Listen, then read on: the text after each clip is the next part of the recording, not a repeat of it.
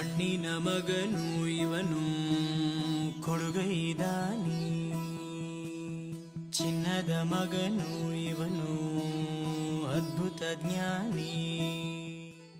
बोलो जय सेवालाल महाराज की, जय सेवालाल महाराज की.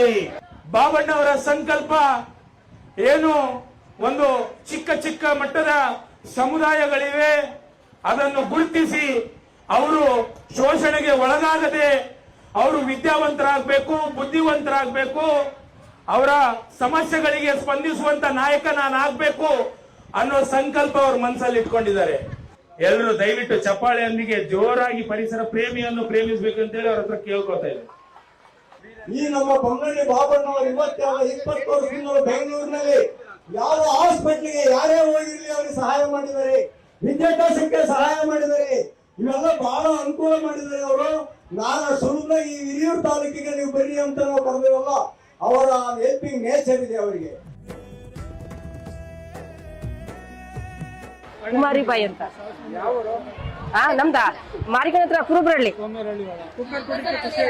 ಖುಷಿ ಆಯ್ತು ಸರ್. ಬೊಮ್ಮನಹಳ್ಳಿ ಬಾಬಣ್ಣ ಅವರು ಕುಕ್ಕರ್ ಕೊಟ್ಟವ್ರೆ, ಅವ್ರಿಗೆ ಓಟ್ ಹಾಕ್ತಿವಿ, ನಮಗೆ ಸಂತೋಷ ಆಗೈತೆ. ಎಲ್ರು ಅದೇ ತರ ಸಾಕಿಸ್ರಿ.